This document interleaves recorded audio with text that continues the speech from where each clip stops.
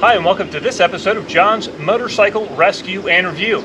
Today I am super stoked to be doing another back-to-back comparison between two great early 80s Japanese muscle cruisers.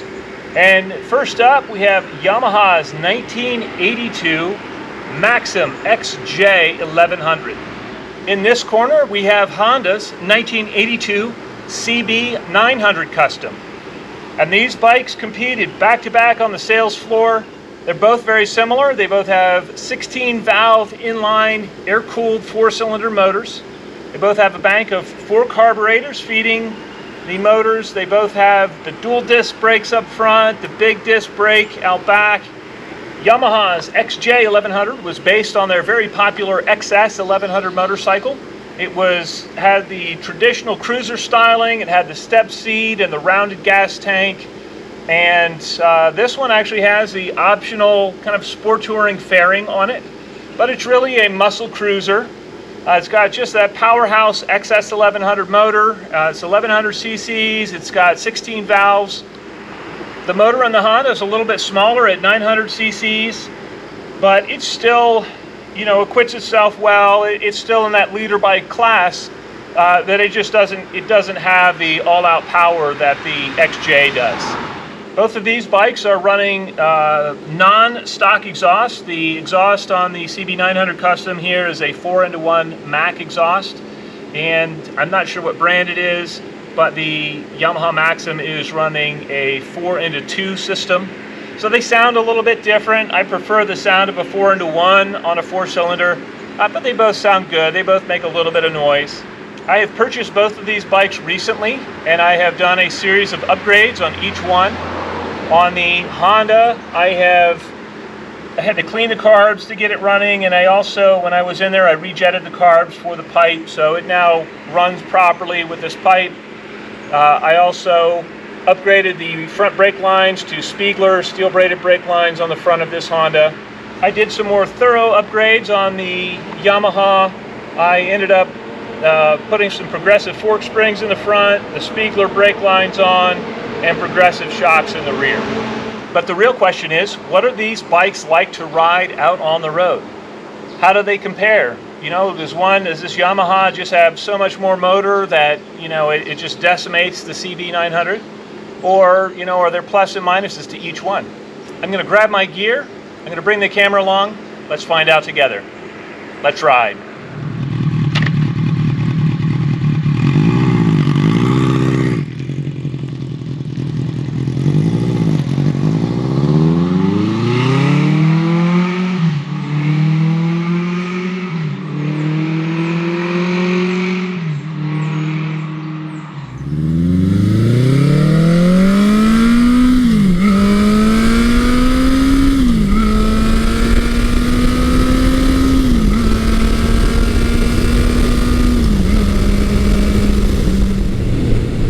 I'm currently riding Honda's 1982 CB900 Custom.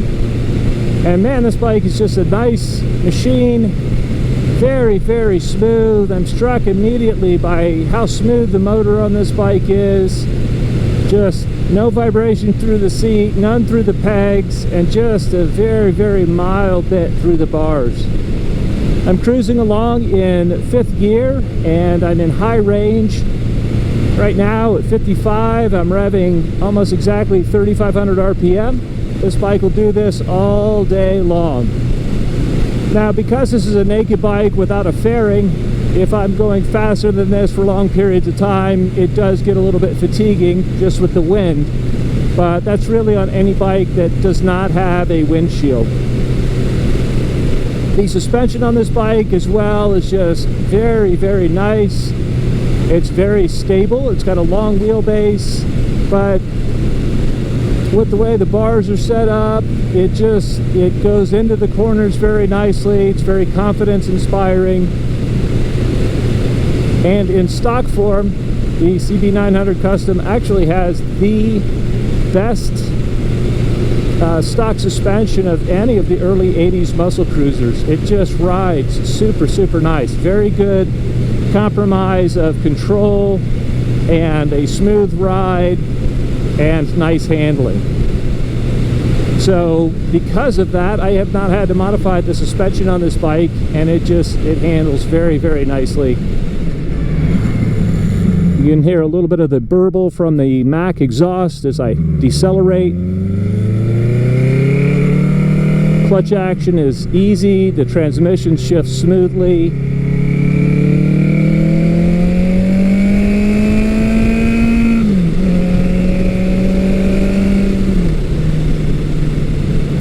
And it picks up speed nicely. It has a 9,500 RPM red line, so you could really tack this motor out. It's a higher red line than any of my other muscle cruisers. It's a 16 valve 4-cylinder motor out of their CB900F Super Sport, and you know, it doesn't have the low end of my other leader class muscle cruisers, but it does have a really sweet top end.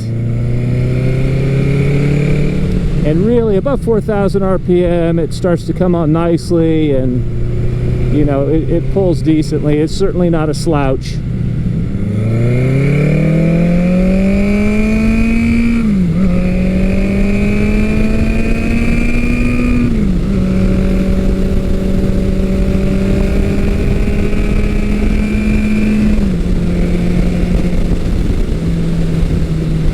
So this bike will hustle when you want it to. It's honestly more comfortable just kind of cruising around. It's probably the best laid-back cruiser of my muscle cruisers. It's not super touchy on and off throttle. It's not edgy by any stretch. Very, very refined feeling to this bike. I have upgraded the brake lines. The brakes were decent already, and then upgrading the brake lines to the Spiegler steel braided units just really makes the braking performance nice. This bike actually has dual piston calipers in the front. The dual piston calipers were ahead of the other muscle cruisers technology wise. All of my other ones have the single piston calipers on the bike. I know that the Yamaha has the kind of that odd linked braking system that links the front and the rear brakes, and I honestly prefer the simplicity and the function of just these traditional motorcycle brakes on this CB900 Custom. The reason being, if I'm in a low traction situation, I want to simply use my rear brake and not risk locking up the front brake. And on the Yamaha, I cannot do that, because if I hit the rear brake, I'm also actuating one of the front calipers. Another difference between these two bikes is that the Honda has a dual range transmission, and that just simply means when you are in top gear, you can choose to kind of put it in overdrive and drop your RPM a little bit. The interesting thing is, even when this is in top gear and it's in overdrive, it's just geared a little bit taller than the Yamaha, but they're very, very close. Handlebar wise, both of these bikes are running stock bars, and both of them are actually pretty comfortable. The Honda, the bars are closer and I sit up a little bit more, but it's just a matter of degree. It's not drastic. The Honda seat is not quite as plush as the Yamaha seat. The Yamaha seat is a little bit wider, and it seems like it's more deeply padded. After a little bit of time on this Honda seat, I feel like I'm kind of sinking through the padding. For highway work, obviously the Yamaha is going to be a better place to be, just because of the amount of wind protection offered by the Sport Touring fairing that's on that. But the nice thing is, if I want to, I can also convert that Yamaha back to a standard style cruiser. But it's nice right now. I've got several of the naked cruisers in my garage, and so it's nice to have the Yamaha with the fairing when it's, when the weather's not quite as warm, or when I'm doing some longer distance, higher speed riding. Transmission wise, the shift quality on the Honda on this 1982 CB900 Custom is really, really nice. I've never missed a shift, or I've never had it pop out of gear. Runs very nice. It shifts very smoothly and positively. and I really like the way this bike shifts. It really is. It's just a very, very refined, very, very nice place to be.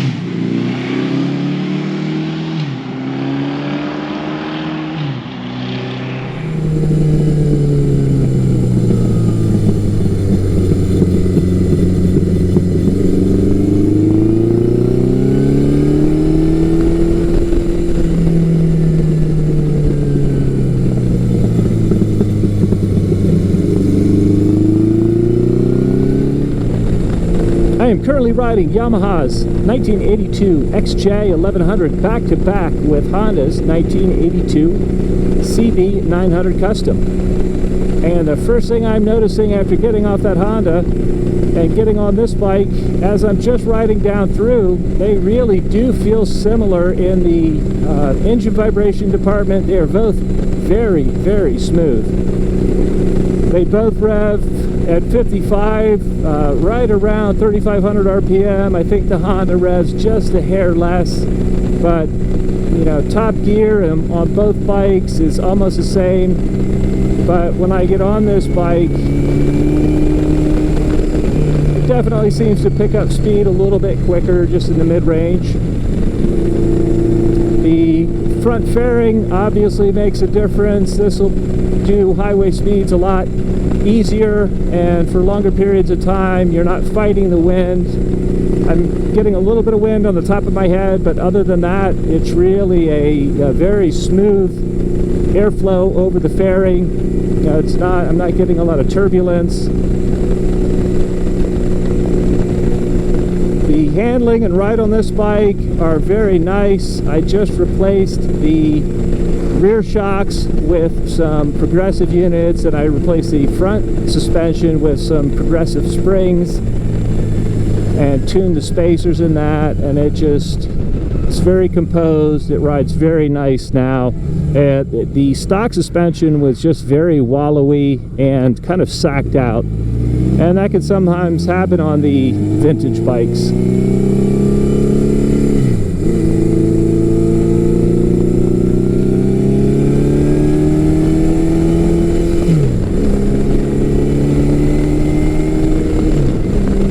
One thing that this XJ1100 does is it picks up revs and drops revs very quickly. So it feels like it's got a very lightweight flywheel on the motor. It's very quick to spin up, and it feels sporty. It feels nice. It's got a nice feel to it.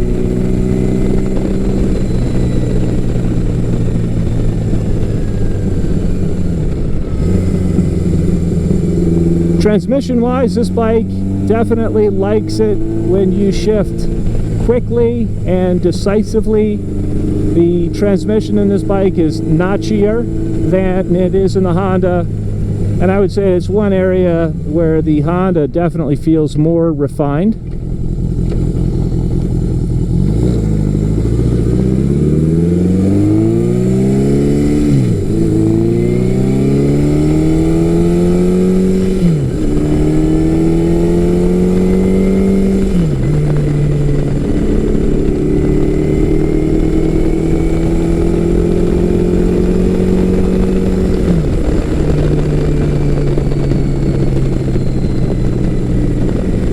Both this bike and the Honda, they pick up speed quite nicely. They're both peppy when you want them to be,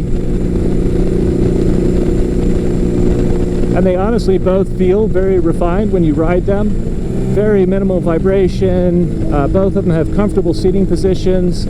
I would actually give the nod in comfort to the XJ. It's got a little bit roomier seating position, and just fits me, being tall, it fits me a little bit better.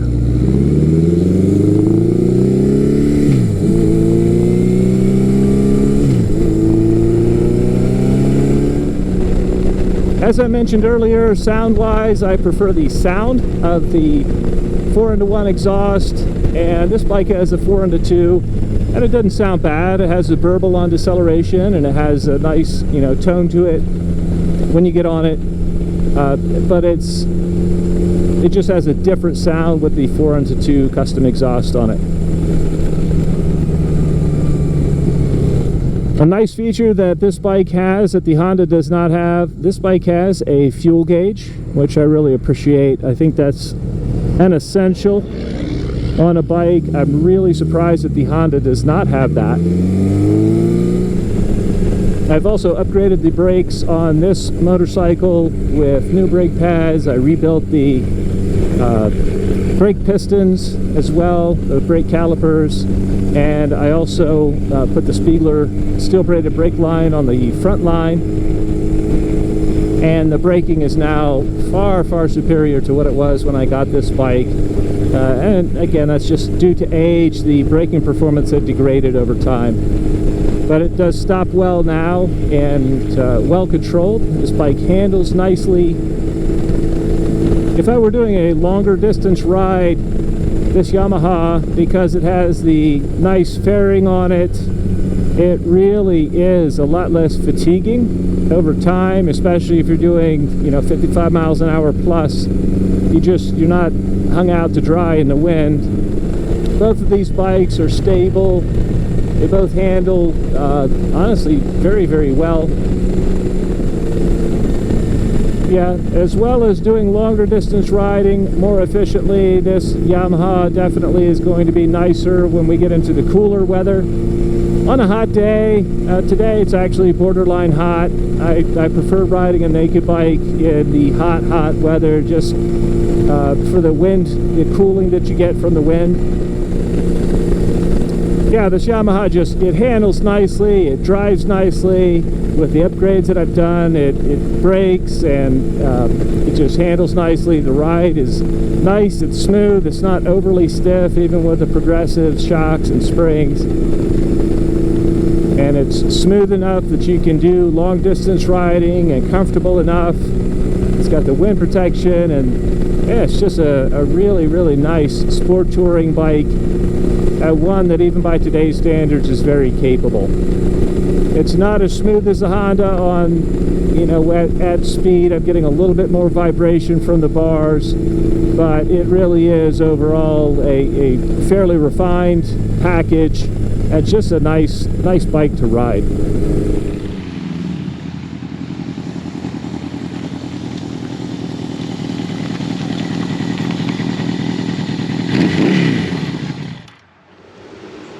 All right, that was fun. Well, that was an interesting comparison. I think really when you kind of look at the strong points of each of these motorcycles, the Honda is definitely the king of refinement. The transmission shifts smoother. It rides and drives even in stock form. It's very well controlled. I appreciate the fact that it's got the conventional setup on the braking system, so I don't have to think about braking quite as much. And it's just a nice place to ride. It's smooth, it's comfortable, it's certainly, you know, quick enough with that sport bike derived motor, and it sounds nice. The pipe, you know, it's loud enough that you can hear it when you get on it, but it then quiets down as you're cruising, so it's not fatiguing that way. And it's just a very smooth, very nice place to be. And the Yamaha, you know, of course, you've got more displacement, you've got a bigger motor, and ultimately it probably is a little bit quicker bike. Really a benefit to it, the fairing that's on it, you know, whether you love the styling of it or hate the styling of it, it really is an efficient fairing, and it does its job very well. So it makes highway speeds and, you know, higher speeds definitely less fatiguing than on the Honda. The handling on these two bikes is, I would say, roughly equivalent. They both handle well, they're stable, they're well controlled, but you know, do keep in mind that I had to upgrade the suspension on the Yamaha, and I did not have to do that on the Honda.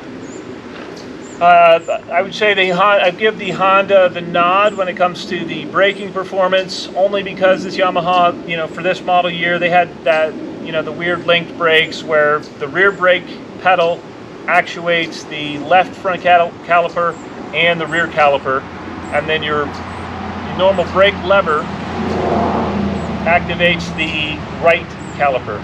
So it's just something that when I'm riding this bike, I have to kind of think a little bit differently, and it takes up a little bit of mental energy and a little bit of focus when I'm riding the bike. You know, if I only rode this bike on a regular basis, it wouldn't be a big deal. But because I ride, you know, multiple bikes, it's something I have to kind of reacclimate to just a little bit. It's not a huge deal, but something I have to think about. Transmission-wise, of the, you know, the big muscle cruisers, I think the Yamaha here has the least refined transmission. It is notchy, you know, at times. You know, certain gears is not so bad. Other gears, it seems like it's a little bit notchier. I haven't missed any shifts. I haven't had a pop out of gear on me, but you know, it just doesn't have. Again, I have to kind of focus a little bit more when I'm shifting it. I want to make sure that I shift it, you know, quickly, cleanly, and kind of it rewards you, and it's very smooth if you are quick on your shifts and decisive. Smoothness wise, again, that Honda is just the king of refinement. It's probably the smoothest air-cooled 4-cylinder bike I've ever ridden. Just very, very smooth power plant. And it's not that this Yamaha is buzzy or vibey, really, but it is definitely more so than the Honda. And really, as far as, you know, which bike do I prefer to ride, man, it really depends on the day. If it's a hot day, I'll take the Honda simply because it doesn't have the fairing. If I'm doing highway work or it's a little bit cooler day, I'll definitely take the Yamaha just because of that fairing. And so that's, you know, it is what it is, but I like having the option of one or the other. Instrumentation wise, I'll give the nod to the Yamaha. It does have a fuel gauge. It has a computer on the dash. It kind of cycles through a couple of things and will warn you, like if your headlight would go out, or it'll warn you if you leave your side stand down. It also warns you if your battery gets below a certain voltage. So those are nice, but you know, not necessities. You know, the fuel gauge to me is really the advantage that the Yamaha has on the instrumentation over the Honda. Well, I'd love to know what you think. You know, let me know if you're a diehard Honda fan and you just think that the Honda 900 Custom is a neat machine. You know, I really like the 900 Customs. I have a couple of them, and they've just been really good bikes for me. I also really like the clean styling on the Honda CB900 Custom. I think Honda just did a great job. If you're a Yamaha fan or a, you know, XS1100 fan, XJ1100, even the FJ, the XJ1100 and 1200 still used a version, kind of an upgraded version of this motor and transmission. So if you've ridden those bikes, you know, it has a similar feel. Styling wise, this FJ, you know, it's got a little bit of the 80s funk to it. And I like that. I think it's kind of neat. I think it's different. I like that it's, you know, when I go into the garage, it doesn't look like the other bikes really. It would look more so like the other bikes if I, you know, went back to the original, just the round headlight on it. I think it's a clean looking bike. The handlebars are different on this Yamaha. They're like a cast aluminum piece, and then they're adjustable somewhat. And they're honestly the most comfortable handlebars I've had on any early 80s muscle cruiser. They're just set up the most, almost like a sport touring bike, and I do appreciate that. I appreciate that they're comfortable, especially because I can't change them. It's not an easy change like it would be on the Honda to change the bars out. So let me know what you think. If you like the Yamaha XJ1100 or you like the CB900 Custom, you know, feel free to post it and why you like one over the other. To me, they're both neat machines. They both have pluses and minuses, and it's just each one of them is a fun ride, you know, and each one of them, just depending on the day and what the conditions are, I will certainly pick one over the other one, you know, given the circumstance. So I hope you found this video entertaining and informative, and until next time, Enjoy the ride.